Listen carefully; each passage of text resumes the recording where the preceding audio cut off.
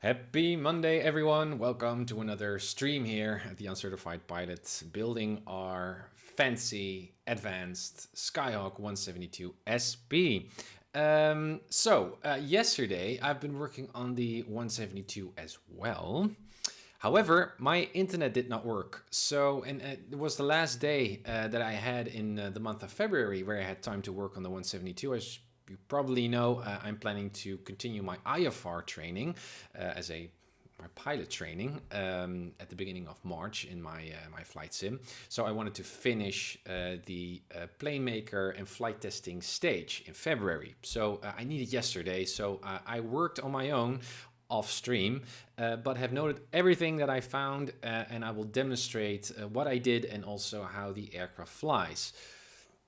Long story short, we completed the PlaneMaker and flight testing stage, and I'm really excited about it. I'm also very pleased of the quality. I mean, the effort that we put in and the aircraft performance that we got out of from X-Plane.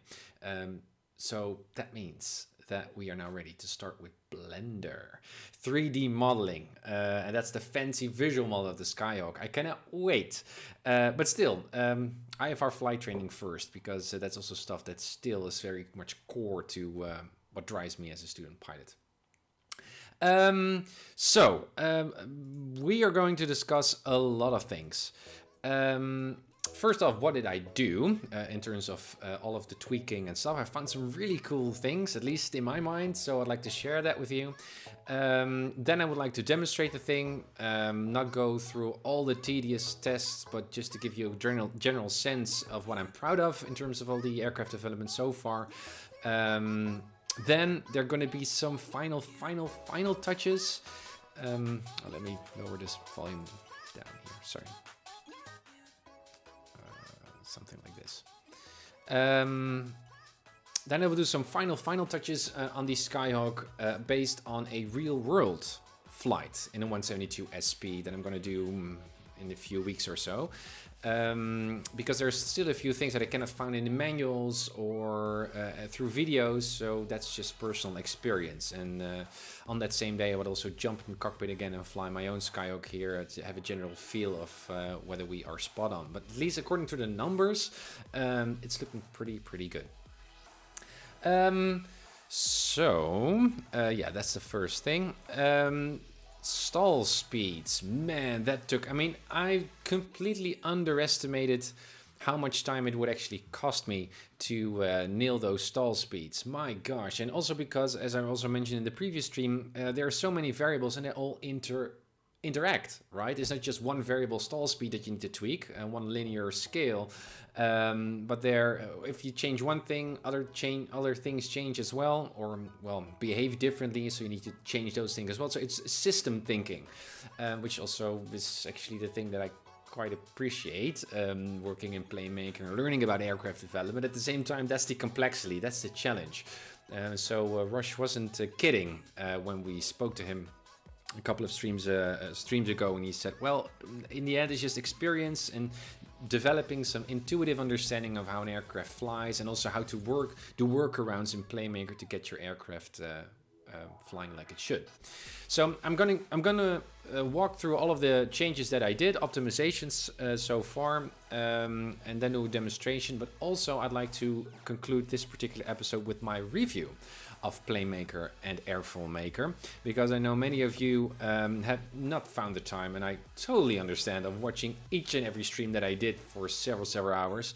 So I think it might be helpful perhaps to just give a general overview of what PlaneMaker is, what AirfoilMaker is, how I come to learn of PlaneMaker and AirfoilMaker and how to use it, and just give a general overview how you get started making your own aircraft, almost like a wrap up or some kind of a summary of PlaneMaker, AirfoilMaker and flight testing as one big chunk. So it's going to be a fun episode, not tedious, long silences, me working through all kinds of numbers and stuff. So if you've got any questions while I'm doing my explanations, if you want me to clarify, let me know in chat. Anyways, stall speeds, complex stuff. Yes, so back to PlaneMaker. Whoop, here we are. That's our Skyhawk. It looks so cool. And again, all based on real-world reference to manuals and stuff. Now, in terms of stall speeds, 2 dimensions, at least according to my mind or studies so far. I guess, again, I'm not an expert in aerodynamics. I'm just a serious student pilot, flight simmer, and I'm studying aerodynamics through PlaneMaker, through developing my own aircraft. So my knowledge is obviously limited here. Anyways, stall speeds, there are 2 dimensions that are very important when you're going to tweak or trying to optimize your stall speeds and explain. One is the angle of attack at which you stall, and the other is the actual stall speed. And those are 2 different things, because your angle of attack at which you stall is independent of a speed. You can stall at pretty much any speed if you're really making a mess with your aircraft. Now, in short, AirfoilMaker is all about angle of attack. It doesn't necessarily change your stall speed, therefore. If you want to change your stall speed, that has mostly to do with the wing surface. So the chord size, the longitudinal length. Yeah, it's hard to mess. Or it's quite easy to mess up width and length here in these terms. But I mean the chord size. So this angle or this axis. Hey Ninja, good morning. Thank you for dropping by, saying hi. So those are the 2 things that you can work with. Now, obviously, if you change or if you increase in this case, if you like to decrease your stall speed, so you can fly slower before you actually stall, you increase the wing chord. You have a greater wing surface, and so the total sum of lift will be greater. At the same time, your drag coefficient will increase because you have more resistance in the air, right? So this is also a very simple example of how stuff interacts and changes the entire puzzle, the entire system. And even though X-Plane has a limited flight model, it's still quite interrelated, quite sophisticated. Yeah, that's the big challenge of working in PlaneMaker here. So what I did was messing around with the chord sizes and also with the angle of attack. So that's AirfoilMaker. Now my angle of attack for the 172 was actually spot on. As you might have seen in the previous streams, in AirfoilMaker we've been using real-world data, not specifically for the 172. Quite surprising to me, even though the 172 is such a popular aircraft, there's not real specific 172 airfoil data out there, at least not publicly, with more fancy, newer models of aircraft. That's really secret sauce, obviously. Aircraft manufacturers don't want to publicly share their precious airfoil data. But for the 172, I expect to find some, but I didn't. So we still worked with a general airfoil, but still that general airfoil that we use, based on real manufacturer data, is more specific and more correct, I guess, than the default NECA 2412 airfoil that you find the ship with PlaneMaker or X-Plane. And that also translated into better air performance or flight performance in X-Plane. So I'm pretty pleased about that. So that angle of attack was pretty spot on.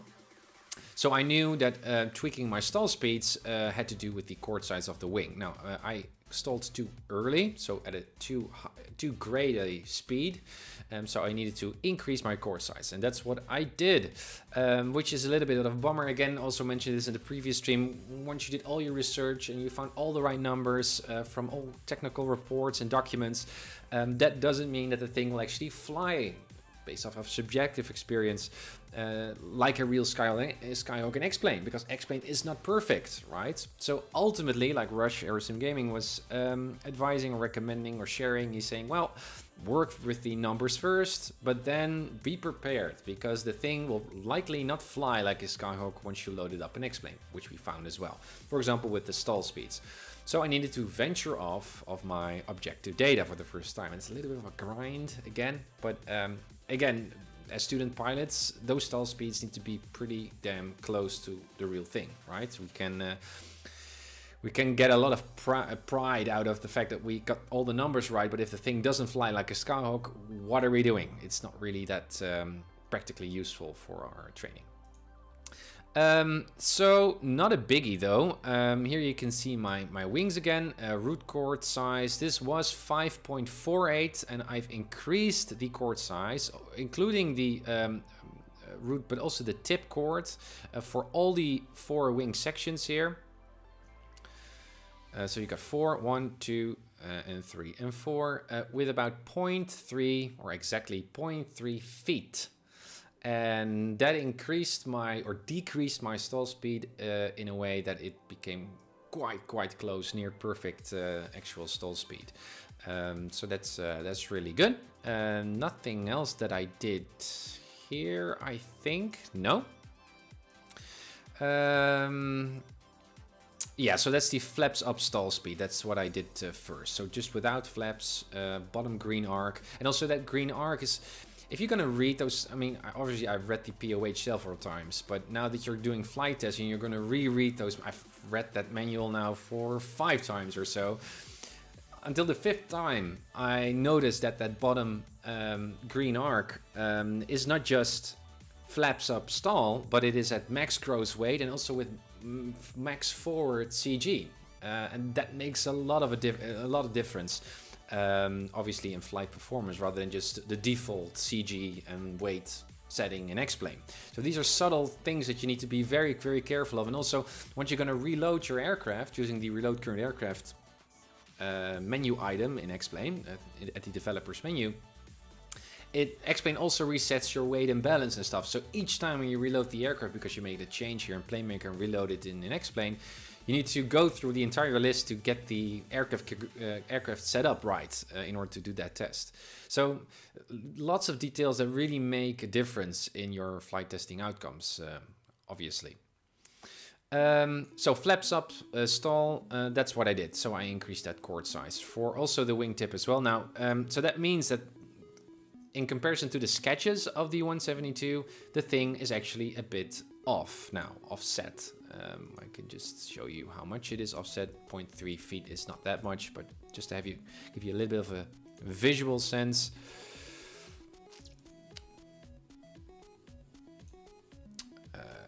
Top.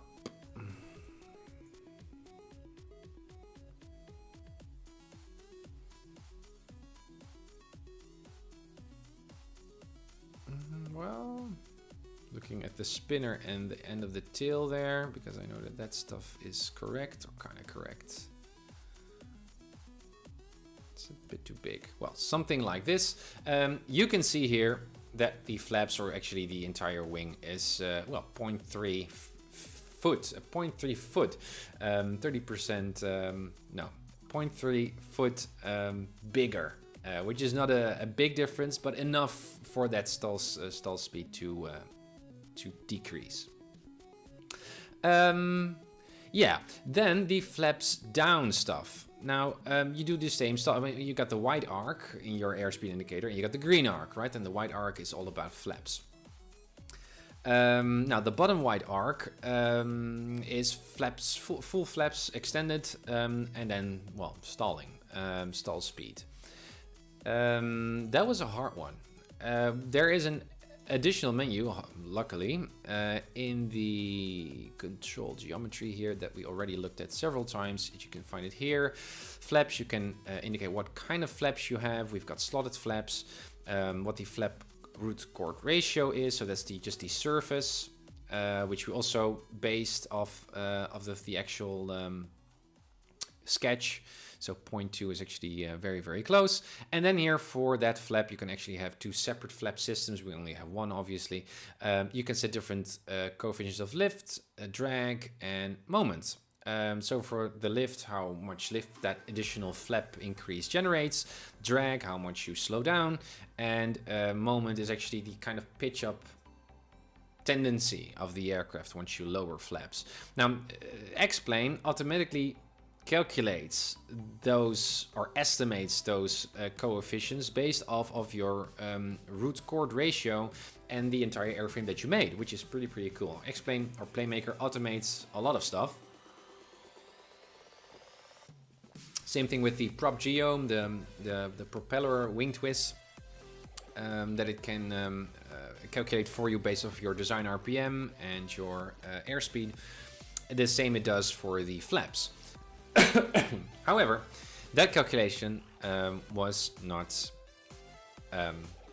that correct. I mean, it might be physically correct, but for X-Plane, it gave me a much too high, much too great stall speed for full flaps. So what I did was increasing the lift coefficient.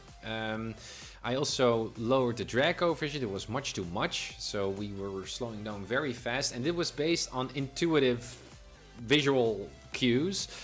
Again, I'm going to do a real-world flight in a 172 again in my local airport very, very soon. And that's obviously a maneuver or an operation that I'm going to instruct my instructor to do when he is flying, saying, okay, fly at 110 knots, true airspeed, or 105, whatever.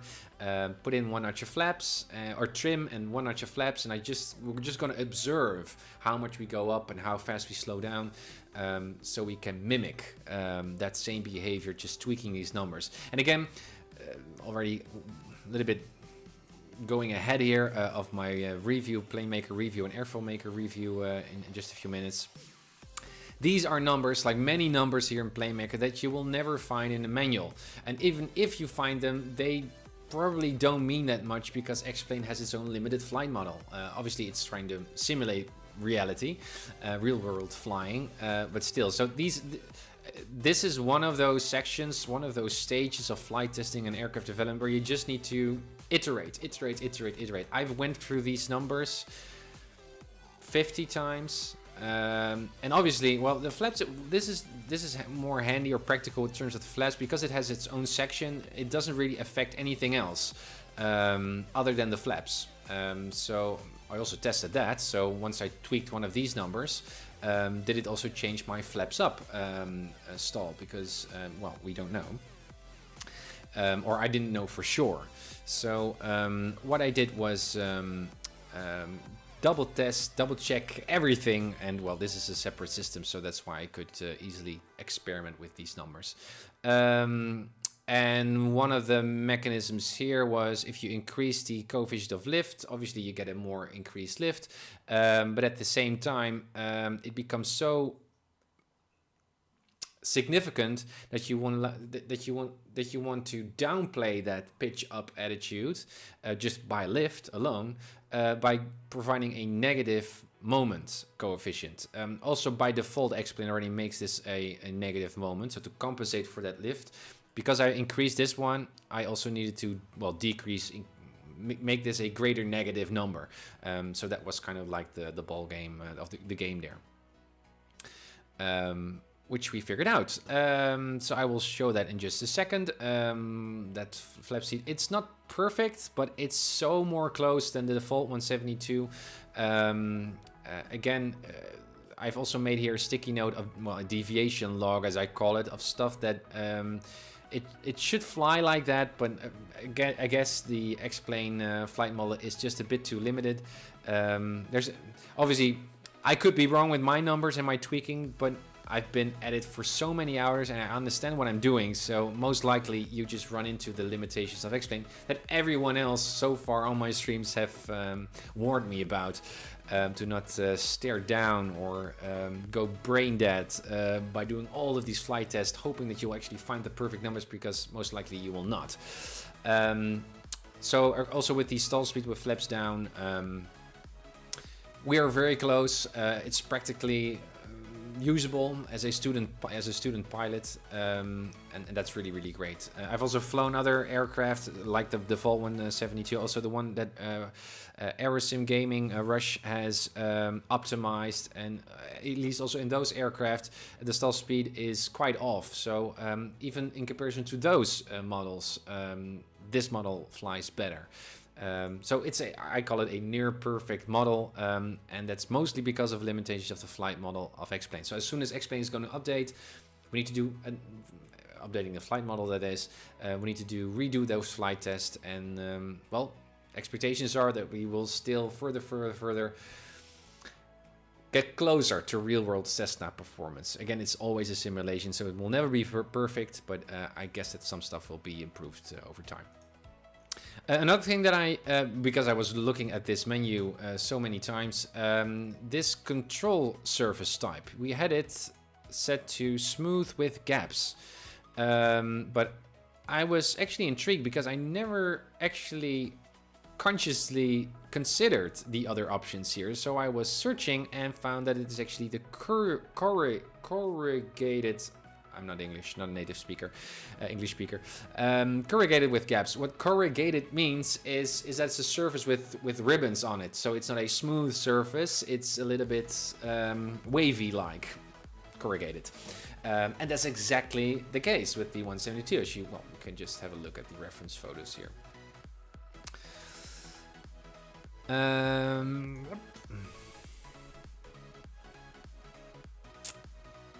We're gonna work with Blender soon, guys. I cannot wait. But still, IFR training, which I also cannot wait to do. I can hop into the cockpit again and do some proper flight training. Holding patterns and arrivals, departures, also chatting with ATC, IFR. It's gonna be challenging. Anyways, well, we can also take these ones. So here you can see an example of corrugated. Excuse my pronunciation here. You can also see here the that zoom in function doesn't work here. Also here at the back, you can also see those same rivets or same kind of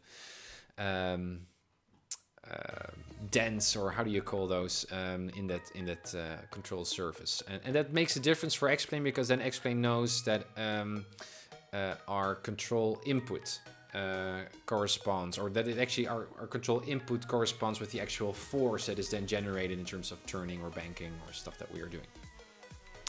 So that's a change as well. Also interesting, I found that the default 172 by Laminar uses a 40-degree full flap, while it's actually 30 in real world. So yeah, that's interesting. I've also experimented with this slat function. Well, why? Because I remembered that the Airfoil Labs was using slats. Obviously, the actual real world 172 doesn't have slats. Additional flaps that are at the leading edge of the wing, and that, well, what the hover text says, this will control how much angle of attack gain you get before stalling an X-plane.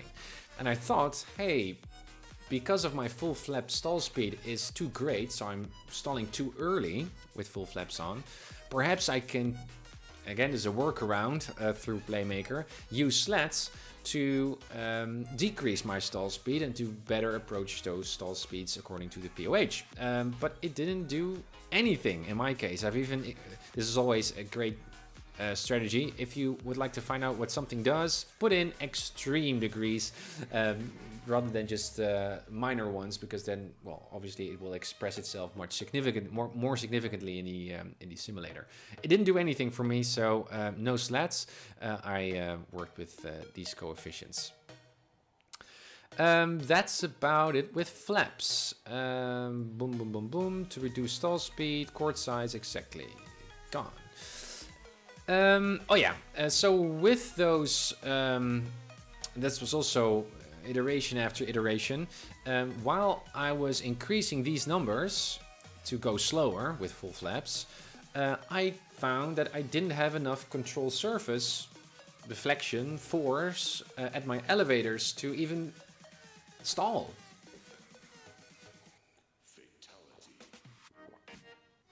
And so the effect was that when I used full aft yoke, or in my case joystick, I couldn't reach the angle of attack needed to stall with full flaps. So I was just sinking down, well, without stalling. So, and I've did a search and I found that on the X-Plane forums, many people note that that's actually the case with the current version of X-Plane. And so many increase the control deflection here of the surface. I did as well, but I also needed to increase the chord ratio, so the actual wing control surface itself, which is now greater than it should be according to the charts. Again, to be able to reach that angle of attack at full flap stall to stall. And again, you might say, well, when are we ever going to fly that slow with full flaps? Well, again, I'd like to make a Skyhawk fully animated, high-res, specifically for us serious student pilots. And practicing stalls or slow flight is important. So a compromise again. And again, we're not going to see this actual model, right? This is just the mathematical model that X-Plane is using. Soon, we're going to work in Blender, and we're going to append, we're going to put a actual fancy, proper-looking Skyhawk on top of this model. We'll never see this model again. Yes, so that's what I did in order to be able to stall. Adverse yaw, also a fun one. So I remembered from the flight that I did with Mrs. Uncertified a long time ago, a real world flight where she was flying, did her first actual flight in the Cessna and also her first flight lesson. She did just absolutely great. I'm so proud. The instructor also showed her why it is important to do a coordinate, well, not really why it is important, but what a coordinated turn is when you're banking. And what he did was not using the rudders and just giving a brute, fast, quick, not full, but significant aileron input deflection. So very quickly, yoke to the right or to the left. And what that does, obviously, is because it's so instant. If you look at these ailerons, you can imagine that it not only generates more lift when this thing is down, but it also acts kind of like a flap. It also increases drag, obviously, once that thing goes down. And therefore pushes this entire wing section also a bit more to the back. So there's an adverse yaw kind of tendency of the airplane, of the Skyhawk, if you're going to push, if you're going to give a full aileron lift, it should be quick though. So a significant quick aileron inputs to the left or to the right, there is yaw tendency in the opposite direction. So that makes, when you're just using the ailerons, makes the Cessna feel like it's a little bit wobbly. It actually is lacking or a little bit lazy kind of steering. And with my previous model version that I made in the previous stream, that adverse yaw was hardly noticeable. And that's a bit of a bummer because, again, as student pilot, that's the purpose of my Skyhawk. I think it's nice to be able to see what adverse yaw is like it would in the real world, and also therefore to develop this sense of relevance that you should fly coordinated. So when you make a turn, give a little bit more of right rudder. When you make a right turn, you give right aileron, also a little bit of right rudder. So to compensate for that drag on the other side of the wing.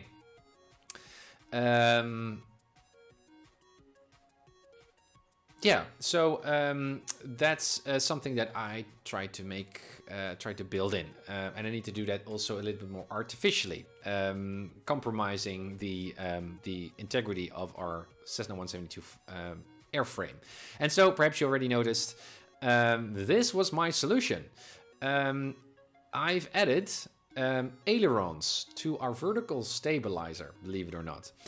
Only 3 stations, as you can see at the top. So these are still the original rudder surfaces, but I've swapped 3 of those to ailerons, and it might seem quite sophisticated, but it's actually not.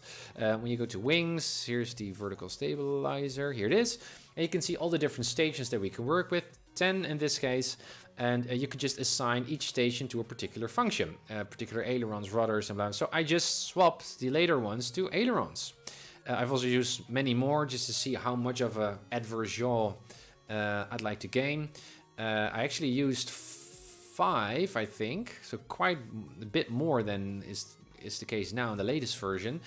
But then found later on when I did crosswind checks, crosswind landings and takeoffs, that I didn't have enough rudder deflection to counter the wind. So again, another example of how different flight test operations interact and stuff. So for one test, you might find the right numbers or the right tweaks, but then when you move on to another flight test, you think, oh my gosh, I need to now rework. And so iteration is really an important key concept, I guess. Gaz, what was the base for this? No, I did it from scratch, Gaz. So from start, PlaneMaker, nothing else. I just made it completely from scratch. And that makes me even more proud of this stuff, and also explains why I did 2 months, spent 2 months on this. And also, because I didn't use a base model, you also need to learn about every fundamental aspect of the aircraft. It also raises the educational value, at least from my perspective. So it's not a quick and dirty make your own Skyhawk kind of project. It's really making, well, making my own Skyhawk from scratch. With your help, obviously, which I so much appreciate. Anyways, so that's what I did. So yeah, a little bit of aileron input here at the top. So when we make a turn, as you can imagine, so a little bit of a left aileron, there will be also a little bit of a opposite tendency, and it works actually, or yaw tendency, and that worked pretty well. I can show you and explain in just a bit. So when we make especially with a more rapid, more significant, quick aileron change, you can see that the first tendency of the aircraft, the Skyhawk, is to actually yaw to the opposite direction first, and then it makes a turn. And therefore necessitates the use of rudders, like it would in the real world. So I find it a really nice addition. Adverse yaw, checked. Stall horn, yeah. So, well, I was flying. Usually now in the streams, I'm just flying with sounds off, I'll explain. But we did saw a stall warning light go on in our fancy 2D panel. We're never going to fly with the 2D panel, obviously. We're going to make our own high resolution 3D cockpit very soon. But that stall horn needs to go off at a particular time, at a particular angle of attack. What is that angle of attack? Well, it should be around times 1.1 your stall speed. So I took my stall speed here, 48 knots, times 1.1, and I came to 5.3-ish or something like that. Then I went into the sim. Flaps up, tried to stall, and when I hit 53 knots, I paused and read my current angle of attack. And that was the angle that I used, which was around 17, so that's what I put into systems, I believe. Yeah, here it is. Stall warning. So oral stall warning, yes, we have 17. And it seems to sound at the right time. Again, this might also be something that I need to write down for that real world flight test. Although we don't have an angle of attack measurement device in the cockpit.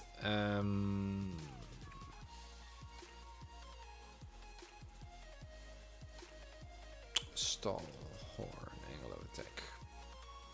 Just for my own reference. Stall horn.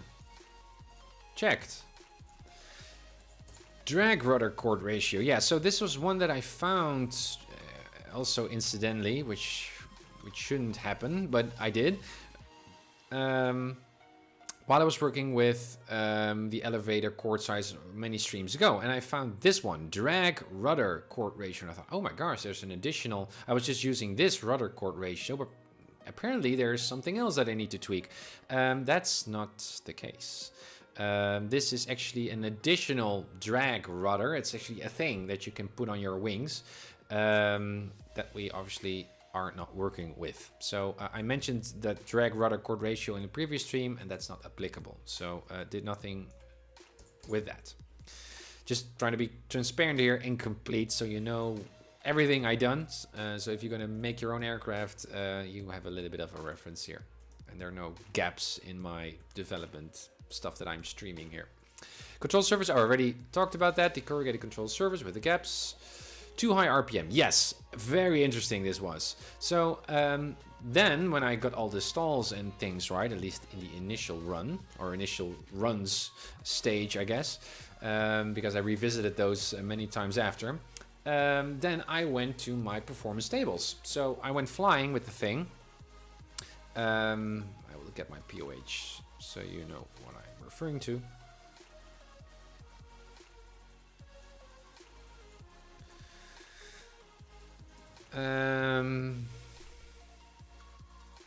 Not these, but center of gravity, short field takeoff, cruise performance. So these tables. And what are these tables about? Well, what kind of power you get in terms of speed, and also fuel burn at a particular altitude and at a particular RPM with maximum gross weight. And also leaned, also important, by the way. So I did my first test. So I set my aircraft to 4,000 feet. And again, X-Plane is not perfect. Another limitation of the X-Plane model, which is also brings me to another point, by the way. But first, that these tables are great, but what X-Plane is doing, it is efficient and it's also fancy, but it has its limitations. It's doing a lot of interpolation. So it's averaging out the flight performance, aircraft performance, based off some initial extreme objective numbers that you put in X-Plane. Now, while that is interesting and cool, because that means that X-Plane actually has an active dynamic aerodynamic flight model calculation going on when we are flying. Those are the vectors, right, that I showed several times in previous streams that you see for each station when you're flying. It's when you go to the outside view, you hit Control M a couple of times, you can cycle through, and you can see in real time all the lift coefficients and drag coefficients being calculated. That's something that X-Plane does and FSX in Prepared doesn't do. And I knew that before, and to me that suggested, well, X-Plane is much more sophisticated because it's doing real-time aerodynamic calculations based off of real aerodynamic maths or principles in comparison to FSX or Prepared, which just use stables. It's just you put in particular speeds at particular RPM and well, that's just it, right? So it's more like increments in performance. It's more like a matrix of information that you put into FSX and Prepared, while X-Plane actually calculates it real time. Now, the advantage of that approach by X-Plane is that is really, really great if you are really into making weird new aircraft that we don't have any data on, no performance tables on, because then X-Plane can give a pretty rough, good estimation of what the thing would fly like in the real world. However, what we're doing, we're not grading our own new, never seen before aircraft. We are actually designing an aircraft working towards these numbers. So actually, and that's the whole thing that I also said in the time when I was flying P3D, and especially with A2A simulations, the 172 and 182, love those guys still. But what X-Plane or Prepared is doing and FSX is doing is I think, I'm not an aircraft developer for FSX Prepared, but I think I now get the difference, is there you can put in these tables. So just the rough numbers, and FSX or Prepared is not going to do aerodynamic calculations real time. It's just going to perhaps do some averaging out between these numbers, but this is it. And if you got all of this data, you can put this in your flight sim. Obviously, it's going to fly much more realistic than when you can only put in some extreme measures here. So the top RPM and the lower one, and X-Plane is going to do all of the averaging and interpolation based off of air density and blah, blah, blah. So it was actually quite hard. And actually also therefore impossible to get these numbers right. So I needed to compromise again. And I thought, okay, how am I going to do this? I know that some of you already said that through plugins that I can probably also make in some future time, you can actually input this data into X-Plane. Like FSX Prepared, if I'm right, in that same way. But now if I'm just staying true to PlaneMaker and X-Plane and giving X-Plane a chance to prove itself, I cannot, and I can only work with those extreme numbers. So I thought, what am I going to do? So one thing that I noticed is when I set a particular RPM, for example, 2400, and I calibrate my aircraft off of that particular row of data. Then when I increase my RPM or lower my RPM, for example, the fuel burn is off. So this linear kind of seemingly linear, it's not really that linear, but this decrease in fuel burn is not really closely correctly estimated. It's fair, but it's not that precise. And yeah, that makes it an impossible task to get all of these numbers right. So what I did was, in line with all of the other compromises that we did, chose the 2400 row as my criterion, my target performance for all of these altitudes. So 2000, 4000, 6000, 8 and 10, and only for standard temperature, and allowing X-Plane to do all of the manipulations needed to get those numbers also for the minus 20 degrees and plus 20 degrees. Now, why 2400? Because 2450 is a magic RPM number that we've already been working with. Mainly because of the propeller. So which is also a very interesting insight, I think. Each propeller obviously has a wing twist, as you can see. A washout or whatever you can call it. It's not a straight surface, right? You can see it's twisted. Why is that twisted? Well, it's twisted so that at a particular RPM and a particular airspeed, it creates the least amount of drag, or the angle of attack is 0. That's your optimum. I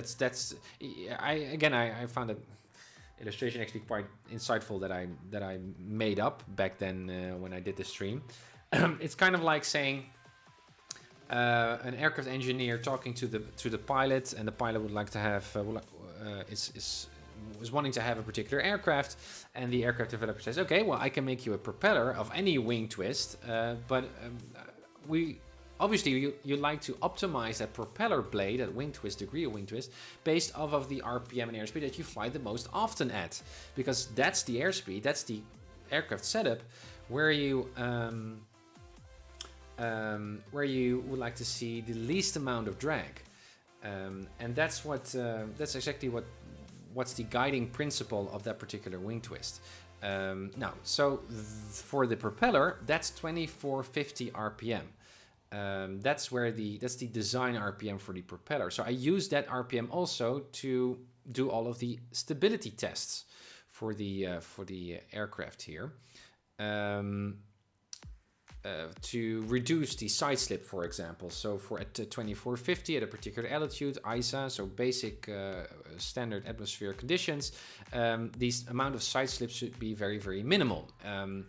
And aircraft designers have designed their aircraft to create a minimum amount of side slip for that particular cruise speed. For example, for the Skyhawk here, it's an asymmetrical, longitudinal asymmetrically designed. So this wing has a little bit more of a dihedral angle. It goes up a little bit more on this axis than the other wing.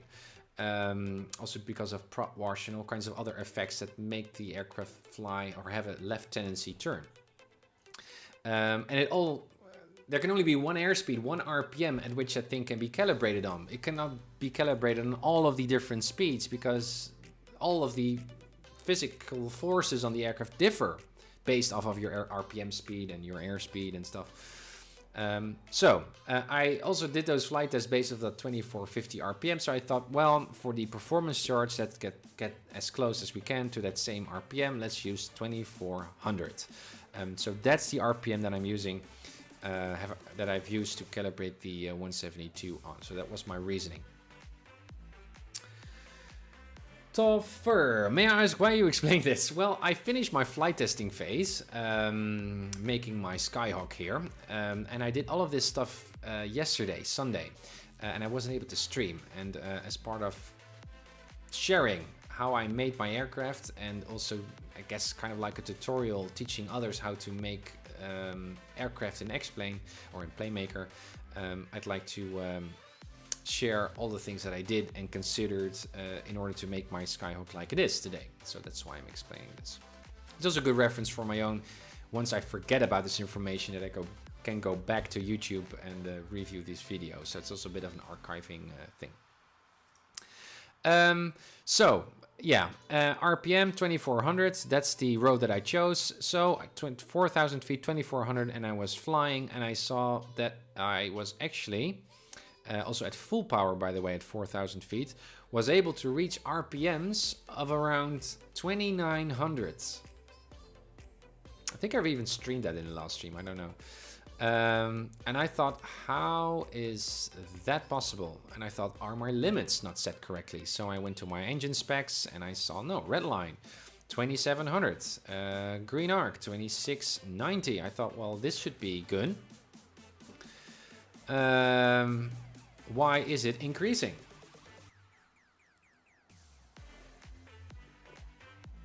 That's not possible.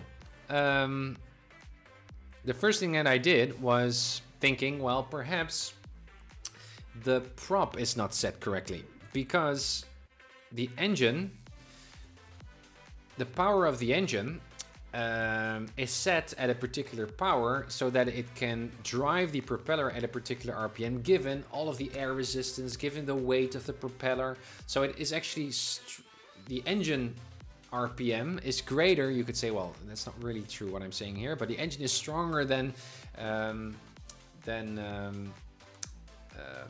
it's a bit overpowered, you could say. So I thought my propeller is too light or hasn't got enough drag, and so the engine is not sweating at all to make that propeller turn, and so it can easily go beyond 2700. So what I did, and that actually worked pretty good. It wasn't the solution though, but it worked. I increased the prop radius just to see if that was the case. So I made the propeller bigger. And immediately I saw the difference in RPM. The engine had a much more tougher time spinning the RPM around. It could not reach 2900 anymore because the prop was bigger, more air resistance. It was heavier. So I thought, okay, so that means perhaps that my prop is off. Somehow, or explain this again is a little bit faulty, but I thought, well, let's just make sure that my prop dimensions are right. So I reviewed all of the data on the propeller, but I found that this is actually pretty damn close. It's actually really close to the real thing. Actually, it's correct. It's exact. 3.12 is the radius.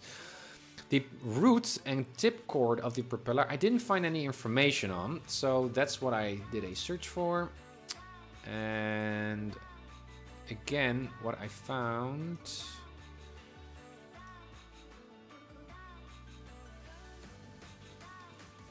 Where are those pictures? Did I just put those in here? Propeller, oh, here. I went back to the manufacturer. Well, there are different manufacturers that do stuff with the propeller, so you can mount different propellers onto your 172. Hard Cell is one, and the other is the Macaulay. This is the most well-known one. So I took those manuals to look for particular information about how thick, how wide the propeller blades are, and I couldn't find anything. Also here in the specification it says 80 inch. All the manuals and all of the other information suggests that max is 75 inches, which translates to this particular measure. So long story short, I couldn't find numbers on the root and tip cord. At least I didn't. The only thing that I found was, this is the Macaulay, this is the other manufacturer, is diameter of circle 4.75 inches, and I thought, what's the diameter of circle? And I thought, oh, is that this distance, or is it only that circle, the hole? So that was a bit confusing, because if I know what the distance of that chunk is, that hub here in the middle, then I can approximate also how big that stuff is, right? And the tip relative to this distance. So I went on searching, and I found on eBay someone who was selling his, actually already sold, that propeller, and the guy or girl said 2-bladed propeller, 6 inch blades, 5.5 inches hub. And that's the measure that I used, 5.5 inch, to estimate at least the inner component there of the this inner component of the propeller. And if you look closely at the pictures, again, this is a bit of a guesswork. This is the same propeller. You can see that the thickest chord size here of the propeller is actually a little bit more than the than that hub. Quite a bit more actually. So that's what I did. I put those in and also looked at the visual picture here to see if that was approximating what the propeller looked like. Also, I noticed that this didn't make that much of a difference in terms of the prop energy or the drag or stuff. It's mostly the radius. Anyways, that's how I came about the prop, and I saw, okay, these are the right numbers. Still, the prop was because of these numbers were right, the prop was still therefore spilling at 2900, still too fast. These numbers were right, so I thought, what else could be going on here? Why the propeller exceeds the red line? And then I thought, in bed, while I was thinking about this, it was already a time ago, drag. I have not really found any information on the drag of the fuselage. So this body coefficient of drag, which is also just a general number for our frontal area. And so I remembered that thought of, hey, I never found any information on this, and I think I will never, but this was just guesswork. And I thought, oh, perhaps I should revisit that number based off of my cruise speeds. Also, my cruise speed was, when I did that first check here, I was not only hitting 2900 RPM, but I was also flying at 140 knots or so true airspeed. So I was going much too quick. And so I thought, oh, perhaps it's just the body coefficient of drag here. And when I started to increase that one, then the puzzle fell. Or then it all came down to the good numbers. So that's what I did for the cruise bit, and reducing that higher RPM was actually to increase the body drag there. And then the propeller or the engine had a much tougher time to push forward, to pull the entire aircraft. So it need to work much harder, and therefore it decreased the RPM, and also magically put my airspeeds almost exactly on the numbers, which was really good to see. Yeah, almost a 1 knot difference or so for all of the different altitudes here. So that's really, really great. Anything else that I did here? Too high RPM, removed manually. Oh yeah, that's also one thing that I did. I removed the... where is it? Engine specs. What I did a while ago, because there's a spinner on top of the propeller, the first station of the propeller should not be counted in the generation of thrust, because it's tucked underneath the spinner. And it doesn't seem like that's the case when you allow X-Plane to calculate the particular wing, or well, the propeller washout or twist, because it that first station still has a, well, significant washout. So I set this to 90 or so a while ago, but I thought, what did I do? I think I read it on forums that it's actually, that's not the case. So X-Plane knows that there's a spinner on top of it based on how big it is. So I removed that tweak. So that first station is now, yeah, counted by X-Plane automatically. It's not removed manually by me. So it's in play again. Still though, that spinner is on top of it. So it does all kinds of calculations, real calculations to make the prop give the right amount of thrust. That's what I did. Good to great. Oh yeah, one thing that I noticed as well. So I've flown according to those cruise performance charts, which look great. But at takeoff at the runway, I found that the max RPM that I could get was 2300 RPM, and I would expect to get at least to 2700 when we do takeoff and full throttle. So I was a bit worried after doing all of these tweaks, but then I was searching, again, no information on that in the manuals. I was looking at videos, multiple videos on 172s at YouTube, and I found indeed that the max RPM at takeoff is around 2300. So that was, again, lucky, exactly on the money. So RPM full at takeoff 2300 is correct. Too high RPM, checked. Yes, and this is again an example of how things interact. Then, because I increased the fuselage drag to get those cruise speeds right, I noticed that when I taxied on the ground, I was slowing down. When I was taxiing at 20 knots and I pulled the throttle at idle to idle, I was already standing still within a few seconds, as if I was braking. And I thought, okay, so wheel friction is now off, which makes sense. I did the wheel friction, nose wheel friction, well, how's it called? Rolling coefficient friction at the landing gear. I got to that first initial number many streams when I did my first flight test, when my engine was still not set properly and the drag coefficient was not set of my fuselage. So this was actually a great number, high number a while ago. But now that I increased the drag of the fuselage, that's why I could reduce this number to get a good taxi speed. Now, what did I base that on? I know from real world and also from flying the A2A and all the other aircraft that you get a constant, pretty much a constant taxi speed with the 172, around 900 RPM, almost between 800 and 1000, but usually around 920, something like that. So I use that as a criterion again. So I was just taxiing, and based off how much RPM I needed to get a steady taxi going, I increased or decreased this number. 900 RPM taxi, exactly. Fuel burn based on performance tables. Oh yeah, the fuel burn, that was also such a puzzle, my gosh.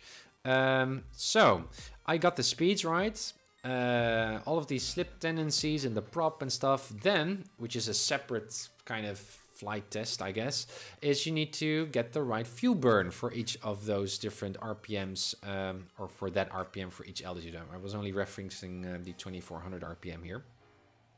How does X-Plane or PlaneMaker do that? Again, by averaging things out, and that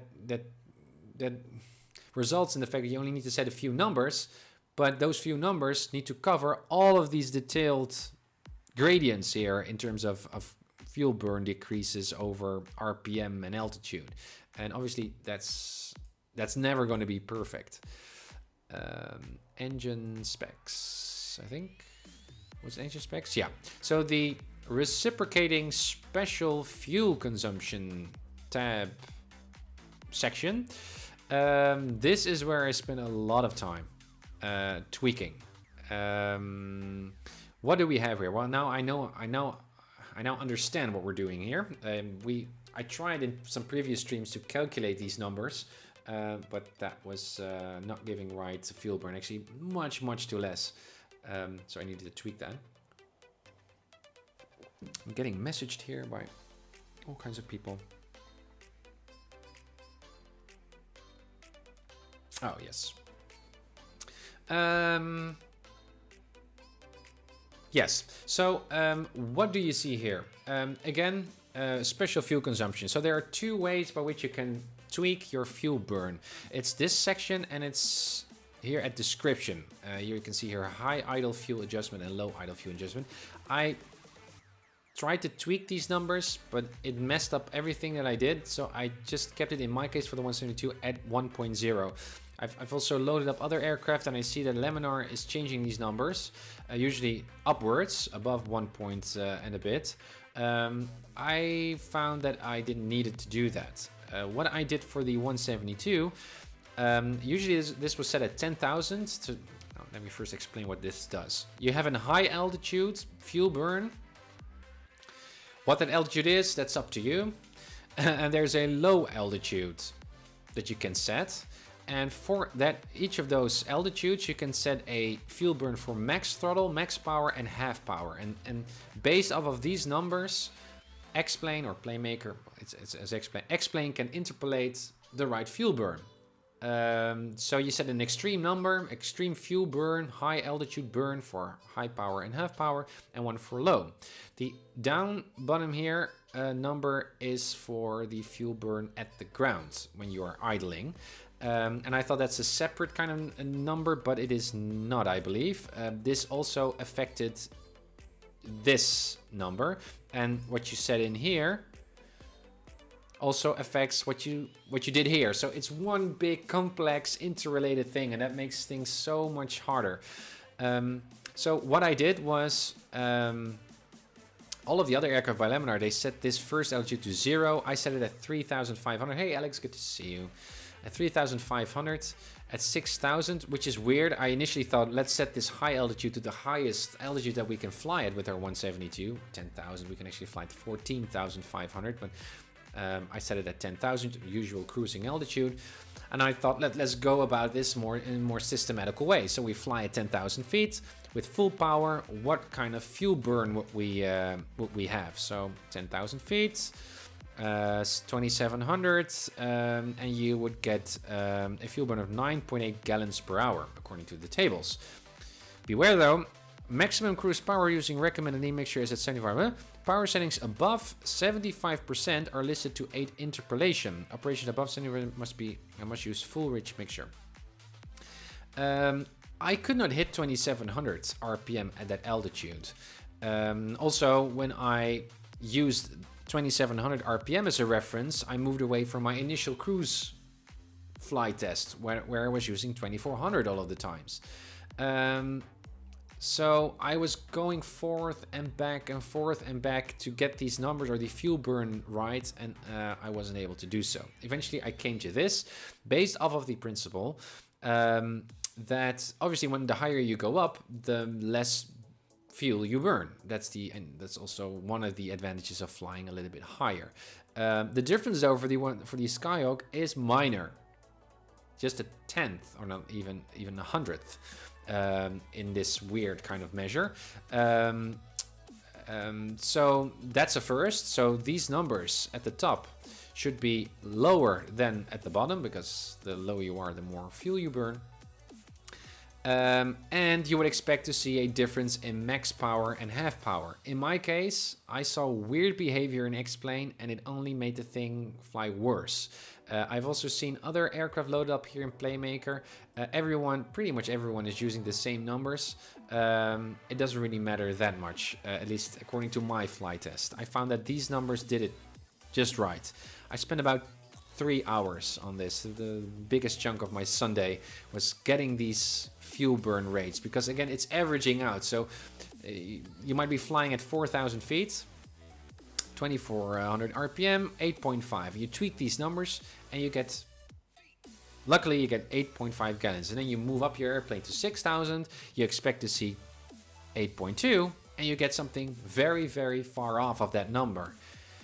And so you try to tweak the numbers again for 6,000, 2,400, but then when you go back to 4,000, it's off again. And the bottom line is you can have 50 different settings here of measures to get the same 2,400 and 8.5 gallons burn.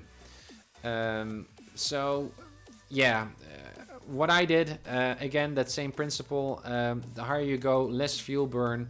I incidentally said it at 0.5 here, at both sections here, 0.5, and I started from that and worked my way around and found that this was the setting that worked. It was just experimentation, trial and error. Rather, I've said it several times yesterday, I would rather just input the entire table into X-Plane and saying, X-Plane, use this table, fly according to the tables, don't do your own interpolation stuff. Because now you need to get some average number that covers nearly the numbers that you find in these performance tables. And it's a hard task, and makes, well, I really felt brain dead at the end of Sunday yesterday because of that fact. It's really frustrating work, but I think I I'm very, very close to the real thing. Also, what makes this very, very hard, the fuel burn, is that for all of these fuel burn rates, you need to lean your mixture. And there's not a proper systematic, consistent way to lean your mixture each and every time. I mean, it needs to be, I was looking at the RPM, so I'm leaning until I see a peak of RPM, and then a slight drop, and then I'm increasing my mixture, so a little bit rich of leaned. And that differs, and even very tiny differences in your mixture lever make quite a difference in your gallons per hour. So it's again an estimation. I think I'm pretty close, but that also makes it quite hard. I need to get some food out of the freezer before Mrs. Uncertified comes. I will be back in just 10 seconds.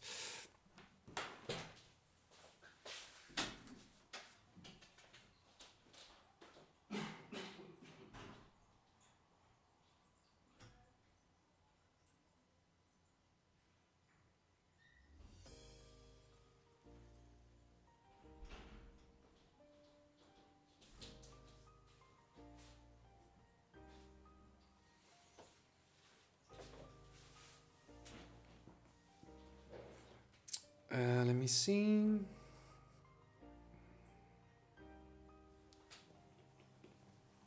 All right. So yeah, fuel burn. I did not expect that would be the real challenge here, or challenge that would take me that much time. But this is why.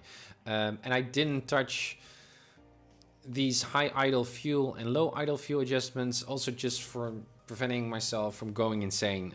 Imagine that already influencing that other stuff. So yeah, fuel burn. Oh yeah, one thing that again is a compromise and again is faulty in terms of the X-Plane model, but again, I'm not an expert, or I'm just a starting aircraft developer.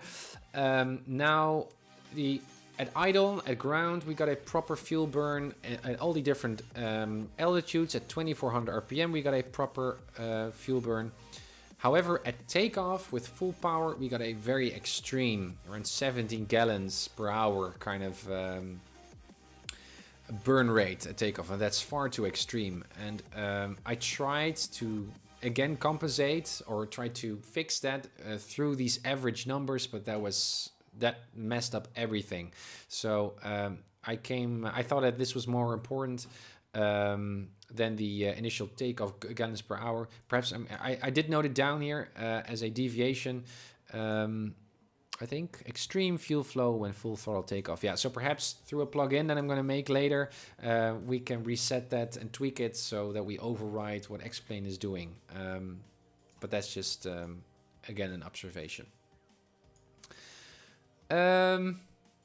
Yes, fuel burn.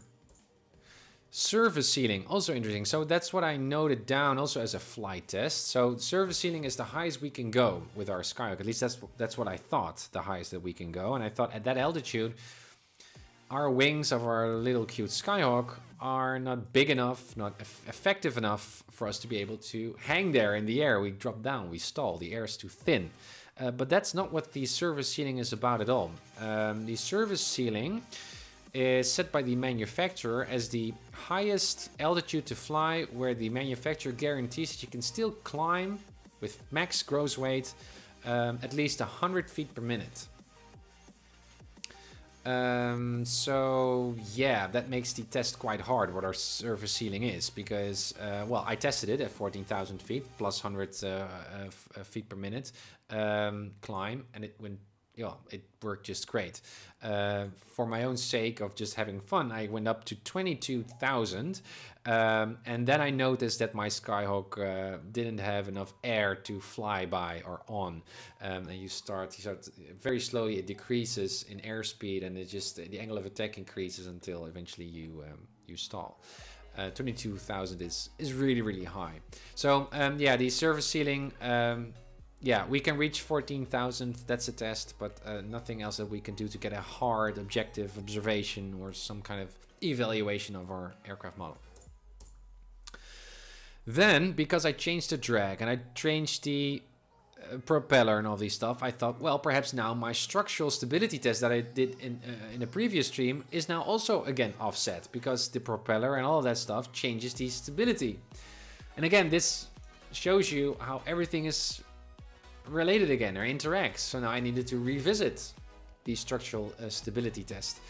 Flying at 5,000 feet, 2450 RPM, autopilot on, to reset my rudder tab that we found, or kind of rudder tab. It's not really, I don't know how to call this, but you can see that the bottom stations here of the vertical stabilizer are a little bit tweaked, which incidentally is actually also what they do in the real world. Well, not really those stations, but they put on a manual rudder deflection tab or thing that you can manually change in order to compensate the airflow and to get a less left tendency turn.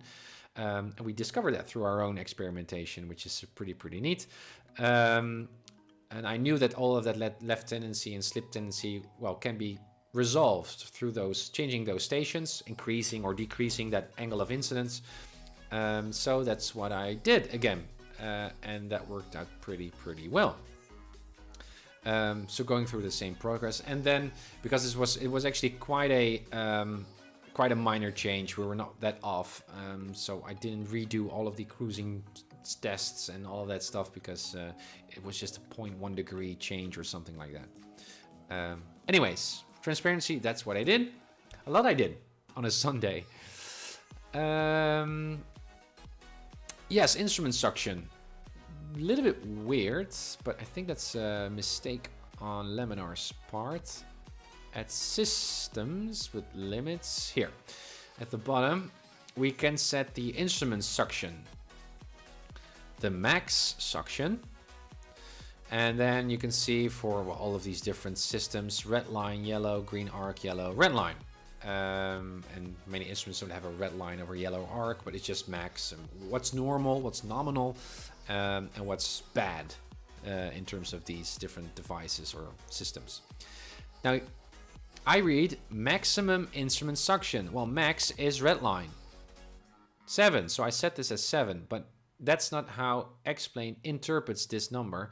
This is should actually be nominal, like all of the other names are used. Well, not with max battery, but this should be nominal, and that should be in between 4.5 and 5.5. I set it at 5.5. This should be 6 actually. Well, there you go, 6. I set it at 5.5. Did not found any numbers in manuals or so. What this nominal usual suction should be, it should be in the green arc, and that's what I did. So that was fixed. Yes, coming to the end. Takeoff roll distance, also a check, and should confirm or verify that we already set all the right numbers, and it did almost exactly. Takeoff roll distance 958 feet. It should be 960 according to the manual. What I did was flaps up. I did it also with flaps with 10 degrees flaps, but with flaps up, full throttle, and just looking at my VR and go up and measure. There's data output when you first load your aircraft. There's data output that says distance, something like distance traveled, where you can look at and get a really rough number or really close number. So as soon as I lifted off, I paused and I looked at the number. So this was really close. That's good. VR the same. So we already tested this actually a while ago, but now with the new airframe we needed to redo it. So on the runway, increasing speed slowly until we reach where we expect our VR to be. With the 172 SP, that would be 60 knots. And then slowly pulling on the yoke and on the outside view, and then see as soon as you lift off, pause and see what your indicated airspeed is, your true airspeed as well. 59, that's pretty damn close. Also did that with flaps up, and it was always the same. It was always according to the numbers. So very pleased with that. So, and what's again why I'm also even more pleased about that is that it confirms our other work that we did. So again, it should be a system, that aircraft. So all of the power, the flaps, the lift coefficients, the friction of the wheels, it all works on one another. So to see that work then in that first or those latest tests and see that you, the effort that you put in is the quality that you get out, that's a fun feeling, I can tell you. Then VX and VY, that's a hard one. I could have calculated our VX and our VY for our particular model, but that was too much of a time investment and not that necessary. I just took off, flown according to VX and VY, according to the tables, and see if we were actually able to fly that and if the aircraft was stable and what the angle, what our attitude would be in our angle of attack. And it seemed very, very good. And that's good for me. So VX, VY, most likely it's very close or near perfect. Landing ground roll, also not that... not a biggie, but again, landing roll was a hard one to figure out actually, because how do you measure that in X-plane? So what I did, I was going to Bermuda Dunes Airport, has a runway of 5,000 feet, almost exact 5,000 feet. Approached the runway, was flying with full flaps, tried to land, touch down at the line, the beginning of the threshold, and then applied full brake to see how much distance I would need to come to a full stop. Then noted down my ending parked position on the runway in reference to taxiways and stuff. Again, it's a little bit of an approximation, but well, worked.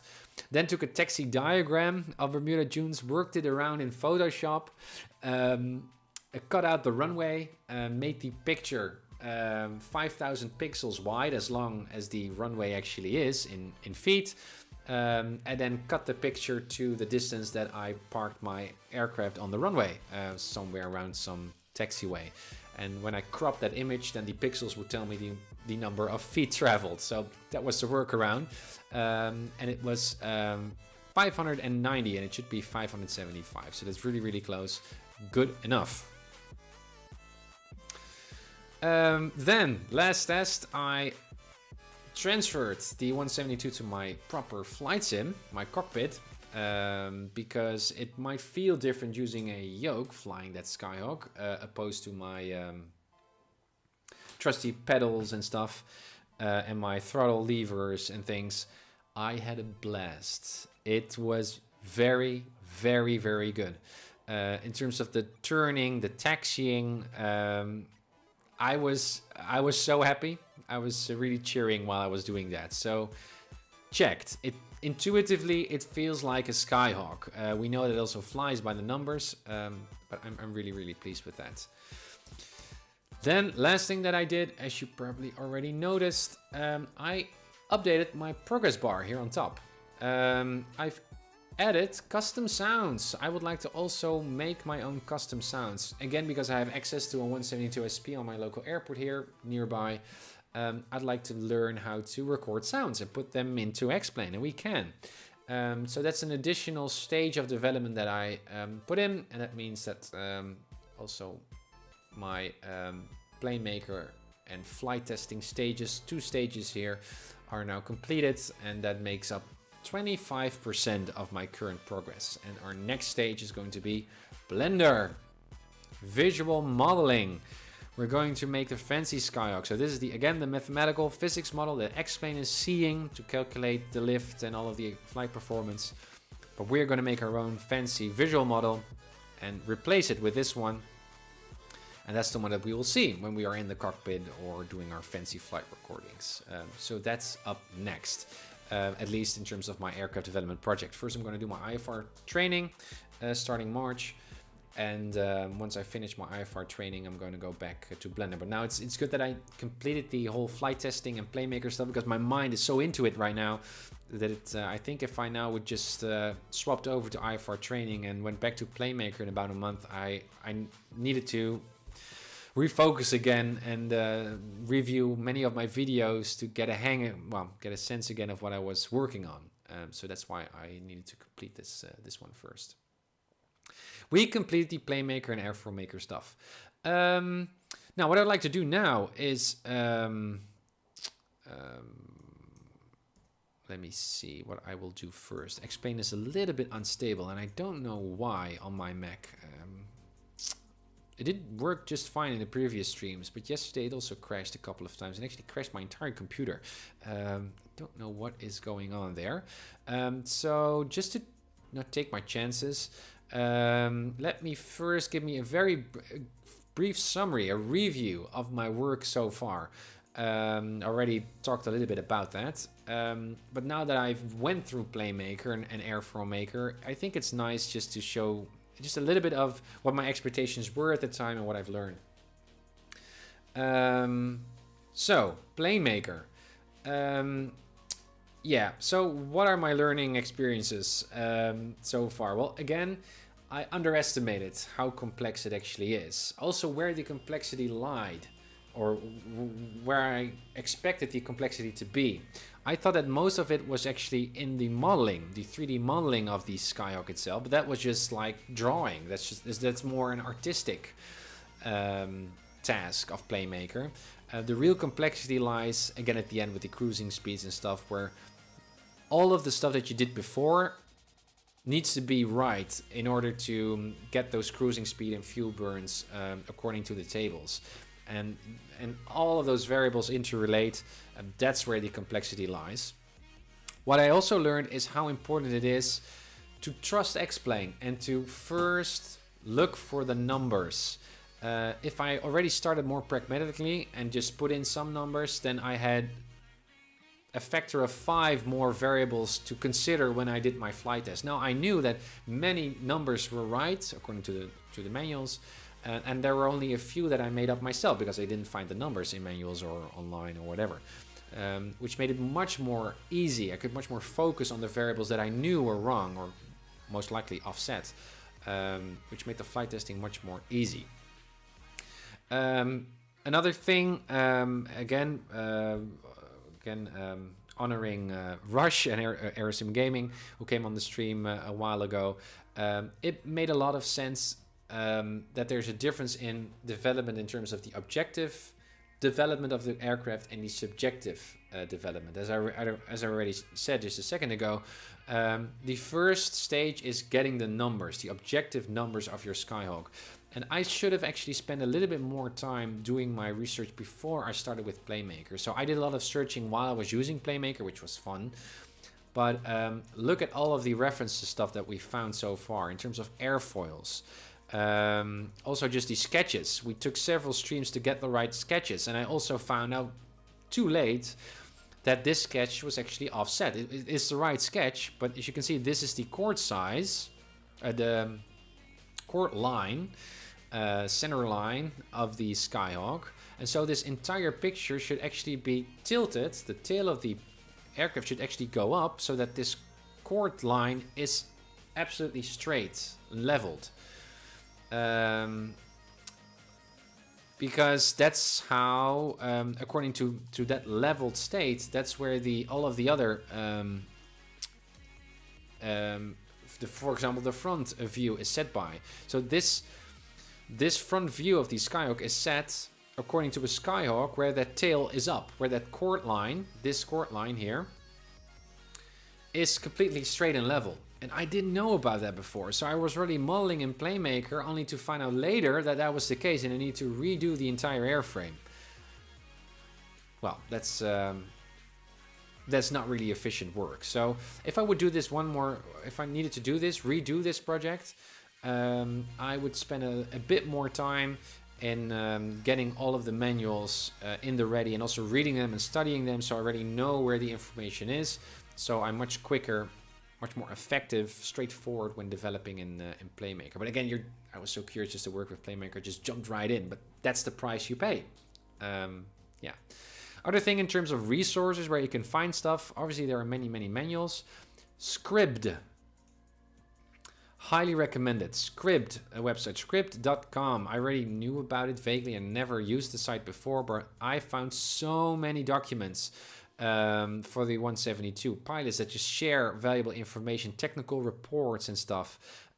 Old ones as well. The service manual, for example, so much information that you cannot find in the usual POH. So Scribd, highly recommended as a resource. The other is eBay. many pilots or aircraft engineers sell their aircraft components. For example, the spinner. I could not find the dimensions of the spinner, but perhaps there's a seller on eBay that sells a spinner. People sell that stuff and show you the dimensions. Usually, because they like to be complete and detailed, they provide more detailed information that you can find in a manual. So eBay is also a resource not to overlook in terms of looking for the right information. And the other one is manufacturers. Also took some time for me to get that. For example, with the propeller, rather than searching through all of the 172 manuals, the propeller is not made by Cessna, it's made by another guy, another company. So look for the manual for that company. And there you can find technical data. Basic, I guess, but that's important. Yes, also in terms of objectivity, I thought that for most of the information that we can find here in PlaneMaker, we can actually find numbers in manuals. I was quite silly, I guess, very naive. So obviously PlaneMaker is made for us PlaneMaker developers, us plane developers for X-Plane, and it provides all kinds of information specifically for a simulator. So a lot of information you cannot find on Google or on manuals. And yeah, if I cannot summarize all of the stuff that you can find in manuals, you need to review all of my previous videos in order to get that information.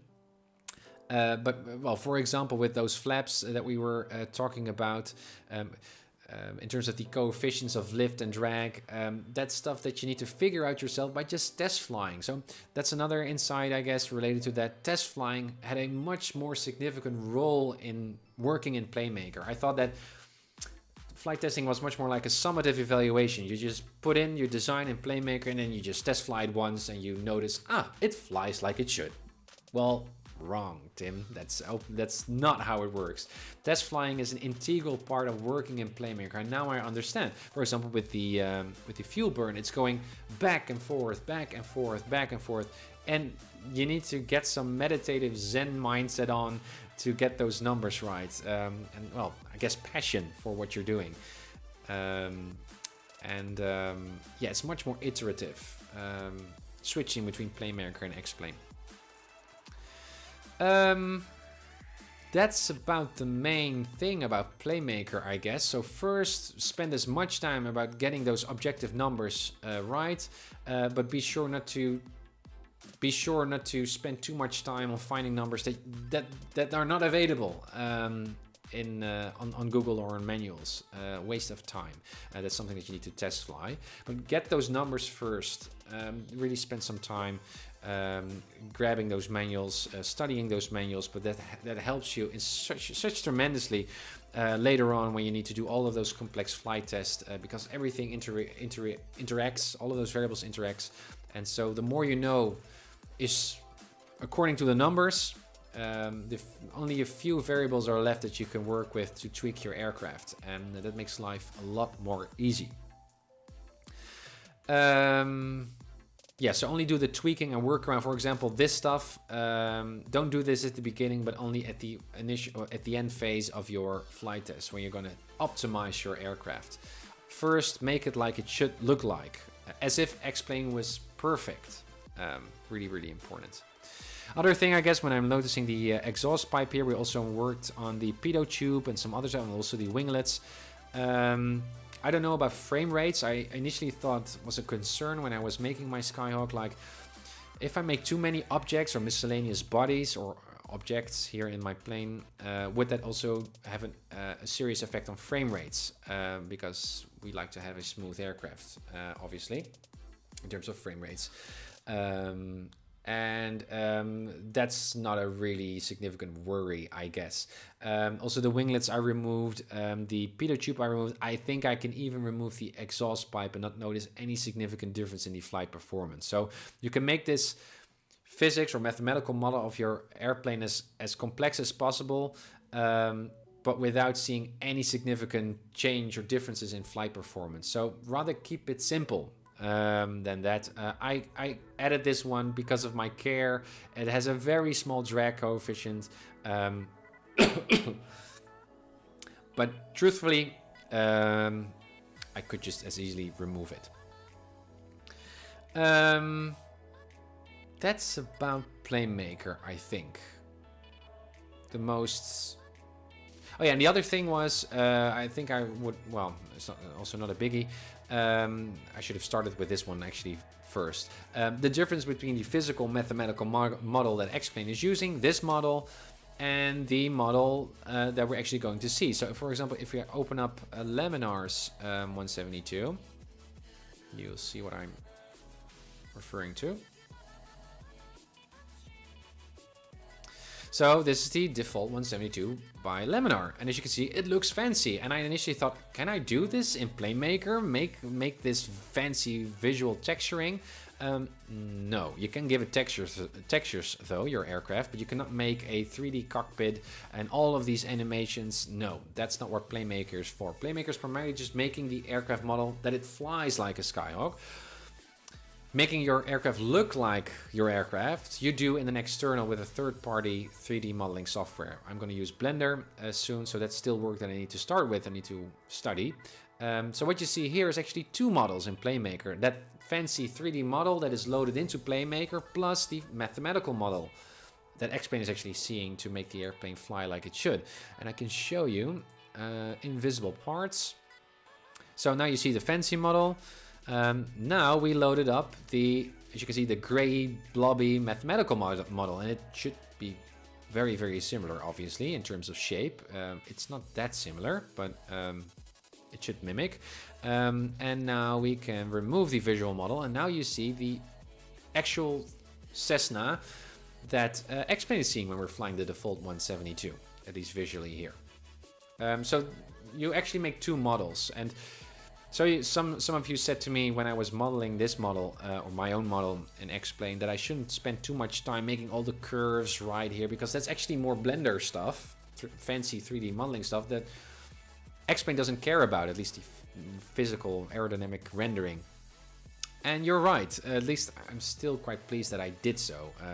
Look, it has a weird shape and it's off, but it's more for the sake of my own pleasure than aircraft performance. So in that sense, the actual 3D modeling that you can do in PlaneMaker, it should be obviously according to the numbers, and please be as specific as possible, as correct, as precise as possible. But it's usually the numbers in the menus that really make the difference, not so much the model itself and how it looks like. It makes more difference than I was told so, I think, in terms of, for example, the prop radius and the wings and the chord sizes. They do affect the stall speeds and stuff. I initially thought that some of you said, well, don't care about the fancy model, just the numbers and you're done. Now, obviously, the thing needs to has wings and at the right angle and blah, blah, blah. So it does matter, but the real fancy finishing touches, don't bother. That's really the Blender 3D modeling side of things. That's PlaneMaker. Now, the brother of PlaneMaker, the brother application, or sister or whatever, is AirfoilMaker. That's also shipped with X-Plane. Now, AirfoilMaker is about, as the name suggests, the airfoils that we're using. And we're not only using an airfoil for the wings, but actually also for the prop is an airfoil, and also the strut and the vertical stabilizer and the horizontal stabilizer. And what the AirfoilMaker is doing almost exclusively, at least in my mind, based off of my test flights, is mostly angle of attacks. It also has drag and moment, but I didn't really notice that much of a difference. It's mostly at one angle of attack are you going to see a stall. The green line curve here is lift, and that's important. There's no way to get that angle of attack through PlaneMaker. PlaneMaker is more about the stall speed, and again, that's an important remark. Stall speeds and stuff is a very important, testing for stall speeds is very important. The actual stall speed is chord size, wing surface, and CG a bit, center of gravity, but mostly chord size, and the angle of attack is AirfoilMaker business, and you use the two. And in terms of my flight testing, I did not tweak this. I just set this according to, again, go back to my AirfoilMaker streams, videos of a while ago. Set this according to real world data. Again, not specific for the 172, could not find it. For many aircraft, you cannot really find aircraft specific data on these plots. but I did tweak the default to airfoils here. And that's about it. So I expected to spend a lot more time in AirfoilMaker making the Skyhawk fly like it should, but it was actually quite the opposite. I did not spend that much time in AirfoilMaker, perhaps also because I'm a noob and I don't quite understand the depth of this. Also, AirfoilMaker, as I understand by Rush, from Rush, is still a quite simplified airfoil assessment tool or design tool. Still though, for a beginner, it looks quite complex. It's very interesting to learn about what all of these numbers mean. And it's so weird now that when I look at this, I understand what I'm doing, at least for most parts. So that's really interesting. So AirfoilMaker is about angle of attacks, and was actually a minor chunk, a smaller chunk of my development so far in comparison to PlaneMaker, where actually the real core of my work went into. Most of my work went into. In terms of AirfoilMaker, yeah, just revisit that video and you'll see the resources. Not much in terms of this review or summary that I can mention about that actually. The only thing is, yeah, I thought that it was actually, yeah, it's only the angle of attack. All of the other stuff that you see here, I thought that would really significantly change or alter the flight performance. According to my flight tests, barely. So it's PlaneMaker. That's where you should focus on primarily. Getting those numbers first, and then subjective adjustments so that it flies, subjectively flies like a Skyhawk or like the aircraft that you're working on. Yes, and that completes my review, I think, of PlaneMaker and AirfoilMaker.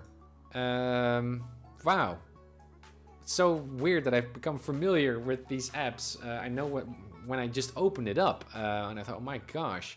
I mean, if you just do new, don't save. And we also didn't have a background image. This is where we started with at the beginning of the new year. Just a tube. And from scratch, we made our own Skyhawk. And if you're interested, go back to those first episodes and you can follow me along. And you can make your own aircraft as well, or silly aircraft, or do all kinds of alterations of already existing aircraft. PlaneMaker is really, really fun, and I learned so much, not only about PlaneMaker and AirfoilMaker, but aerodynamics. So as a serious student pilot, I really appreciate that gained knowledge. Appreciation also for aircraft development, by the way, but also by what makes an aircraft fly and go forward, and left tendencies, and why do I need to make coordinated turns. And so I can recommend making an airplane to any serious student pilot, just for becoming a better pilot, or appreciative pilot, I guess. Save changes. Don't save. Now, hoping that X-plane will stay stable.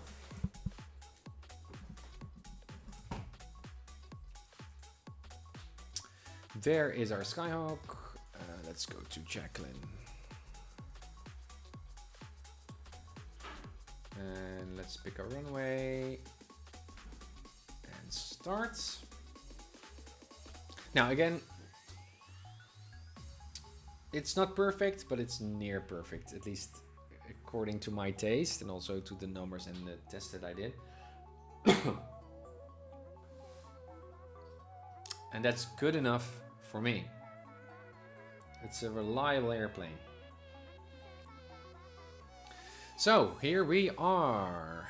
Again, hoping that I'm not gonna crash, because sometimes my computer totally crashes. And hey, Brendan, good to see you. Mazen, when you finish, can I have it? Absolutely, it's gonna be freeware, totally free.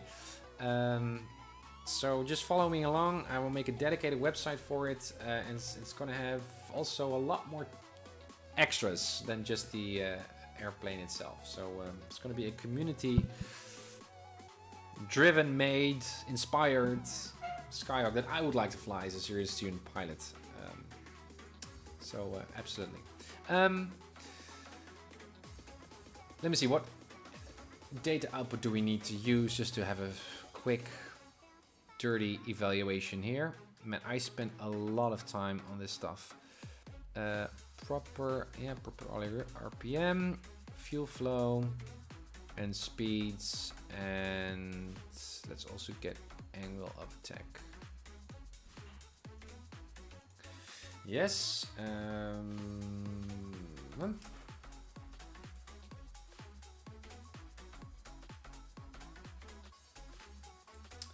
Also some bugs that I found, not in my aircraft, but in X-Plane. Ground friction, and I already was so annoyed by other aircraft that when you have a significant crosswind and you're parked, that the aircraft can actually turn on its axis into the wind, a weather vane into the wind, which is silly when it's just on the ground. That's an X-Plane issue that's being worked on. Austin already knows. He doesn't know what is causing it, but he's working on it. So also I also did some crosswind tests here with our Skyhawk to see if we got enough rudder control, deflection, power, force, which we did. But there was a weird skidding around the runway, and everyone is reporting that as a bug of X-Plane. So also, as X-Plane is improving, we also see that the Skyhawk will fly more realistically. For example, boom.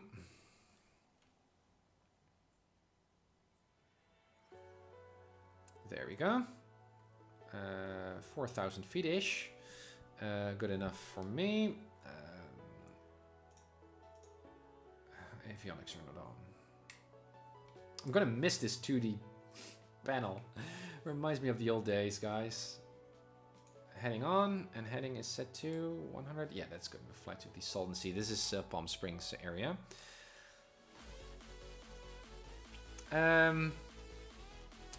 Yes, well, as you can see here, with max RPM, you can see a ridiculous fuel flow, at least at this altitude.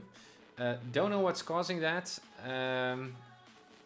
You should usually never fly full throttle, but this is not good, and it's a byproduct of all of the other optimizations that I did to get the fuel burn and all of the RPMs right for the cruise performance tables, also the idling, fuel burn.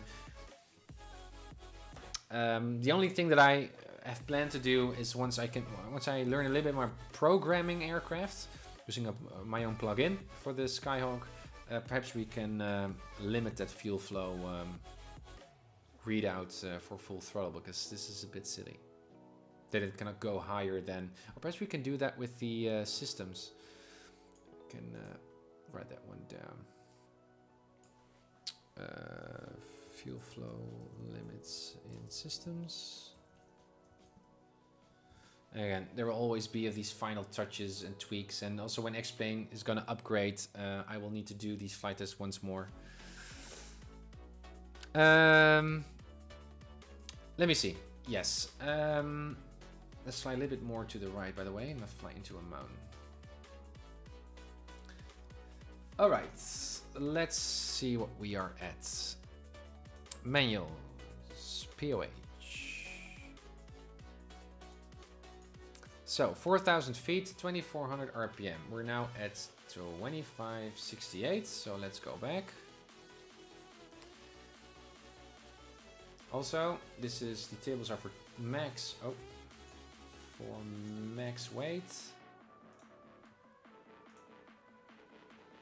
and this is not max weight. Again, if you go full weight, then we are much too heavy, and the center of gravity calculations in X-Plane are really weird, a little bit unrealistic. So don't know what is causing that. Again, that requires our own calculations later, I think. Anyways, I did all kinds of experimentation and tweaks, and we were pretty close. But clearly, something is going on with that center of gravity, point of gravity, which is not good. 4,000 feet, 2,400 RPM, but we're not leaned. So what I'm doing is looking, and this is again not consistent. I'm looking at the RPM here. I'm going to lean, see it peak, and then a drop again if I further lean, and then I rich the mixture again, so we are a little bit rich of peak.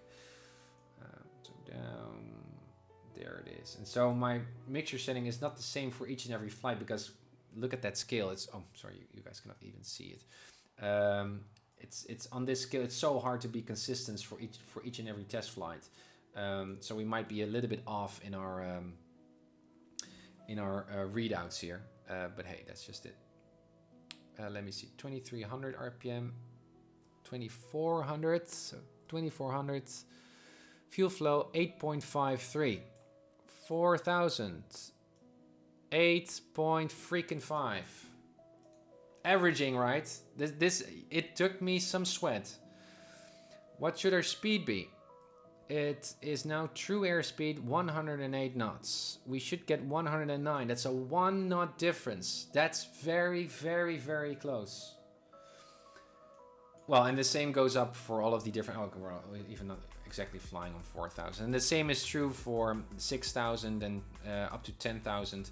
At 10,000, it's off just a tiny bit, I think in airspeed. Again, I've went back and forth in different settings there with fuel burns. It's hell. This is the best that I could come up with. No doubt in the future we might do some further optimizations, but look at these numbers. This is This is what I mean with near perfect. Also look at the slip, which we should actually do with 2450, but it's damn close to Arc. Look at that tiny bit of slip. So we worked that out of our way using this very neat angle here, that rudder tab or whatever we should call it. Really, really good. Look at that wing twist, exactly according to the manuals. We even calculated that wing twist. It's not just a visual reference. And I cannot say, or not, at least I don't have any other airplanes to compare it to, but or other work to compare it to. I think that the amount of degree of care we put in and time we put in to getting those numbers and calculating it and really trying to understand what we are doing and making that PlaneMaker according to the tables, according to the numbers, pays off. It's also a way of just trusting X-Plane, even though X-Plane is limited, but giving X-Plane a chance to prove itself. But we need to invest first, getting those numbers right, getting the manuals, manufacturer's data, everything that we can find. And hopefully with future updates by X-Plane it gets better and better and better without us really tweaking the airplane much. Obviously this is also something that I can show you with the wobbly adverse yaw thing. Obviously that's a tweak which is not realistic. So perhaps when when X-Plane is going to be more sophisticated, we don't need to use that vertical stabilizer aileron fix. So if you look, perhaps it's better if we just get a reference point in the distance so you can see the wobbling better. Pretzel, why are you keep coming up? I know that you're feeling lonely down there, but for example here, looking at the contours of the mountains, perhaps you can notice. So adverse yaw is that when I'm giving abrupt aileron input, my up wing generates a drag, and it pulls back. So we yaw to the opposite direction of where we want to turn towards. Now, if I do that, I need to do that with extreme aileron because then the aileron is down more significantly, and so that drag effect is greater. Now look, I'm gonna turn bank to the left rapidly, and we should first see yaw to the right. So it's like our nose is on the lateral axis pointing down to the right.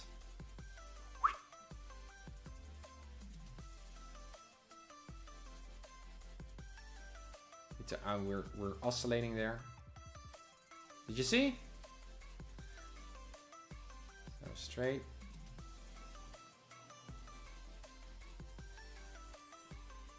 That's adverse yaw.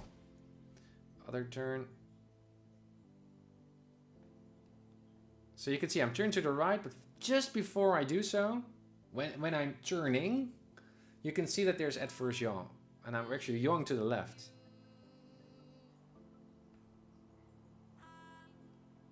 Well, that further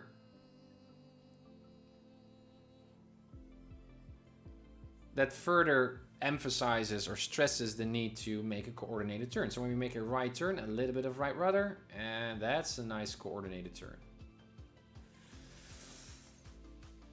So that's really, really great. In terms of stalls, so idle, Yeah, look at the green arc, bottom green arc. Flaps up, we should stall it around bottom green arc.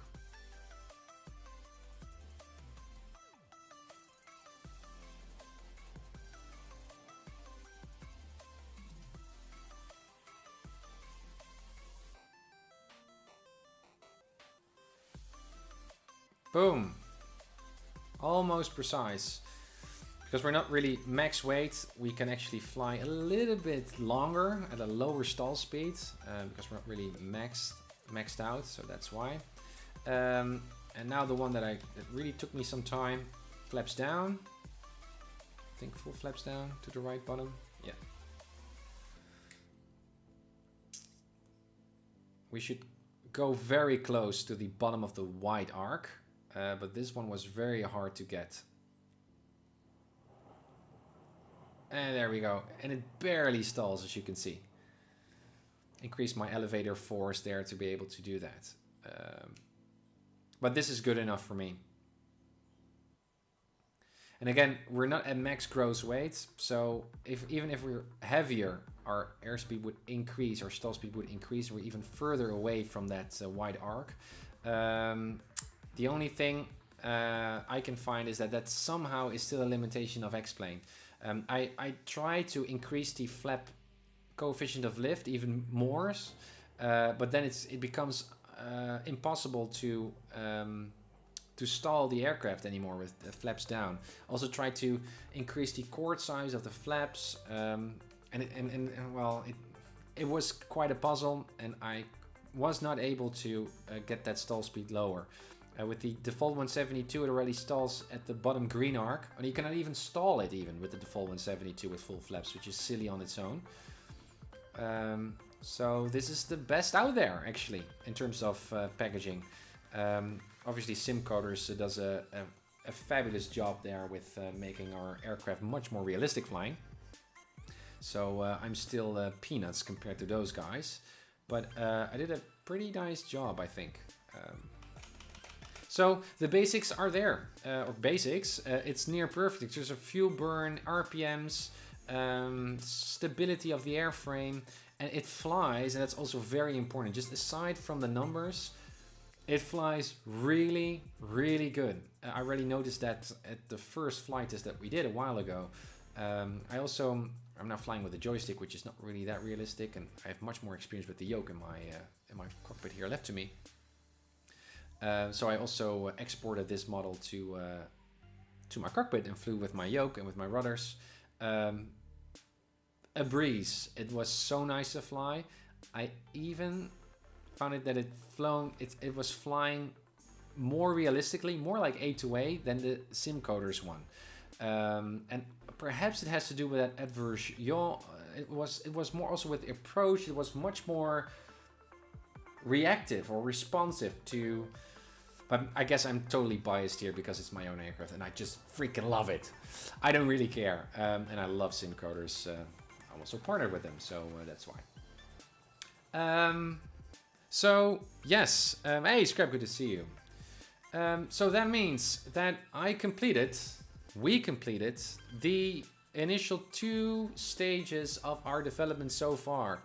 We have completed the PlaneMaker bit and our flight testing. We've got a flyable, damn near perfect 172 here. Asymmetrical wings, according to the books, RPM, angles, washouts, stability, you name it. We did it, and man, did we learn a lot. So I'm really, really, really, really pleased.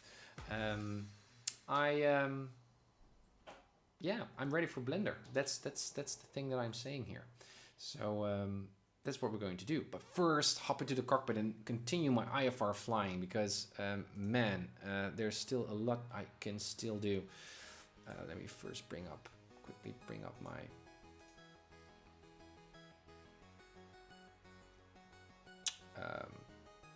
yeah, I'm live, exactly. Instrument, I think I'm here. Departure arrivals. What's my next IFR training flight? Standard departure procedures. Yes. Yeah.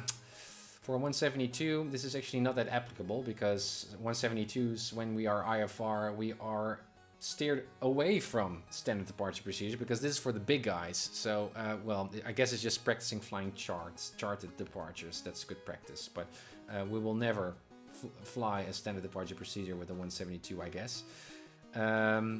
Standard terminal arrivals, I guess we do. So that's what I'm going to start with first, very, very soon. And then we got holdings. Yeah, holdings viewer. I made a really nice aid for you guys, also for myself.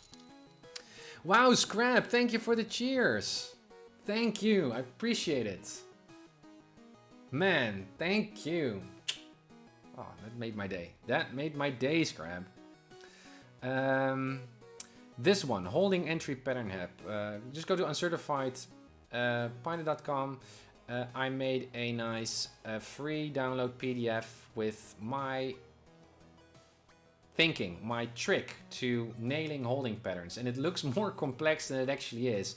You only need to remember these ranges of headings on your heading indicator, and you immediately know what entry, holding entry to fly. That's the most confusing bit, or potentially most confusing bit.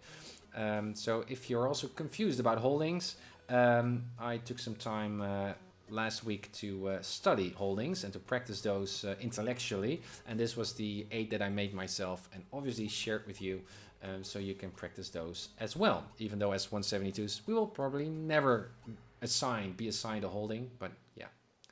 Alrighty, so guys, that completes this stage. Next up is Blender in about a month or so, when I did my IFR training. That's really, really cool. Yeah, I can still look at fuel flow limits, perhaps in systems, but that's just a tiny thing. And we need to do a real-world flight. I'm going to do a real-world flight on 172 at my local airport, again, to get some better feel, some videos on other things that we can further tweak in PlaneMaker. But for 99%, it's done. It is done. Really, really cool. So, yeah, Scrap, again, thank you so much for the celebration cheers. Very appropriate. Thank you, thank you, thank you. And thank you, everyone. Also, Toto, I haven't seen him for a while. He was also very supportive and guiding me in through some stages of my development. The Ryan, I can also remember.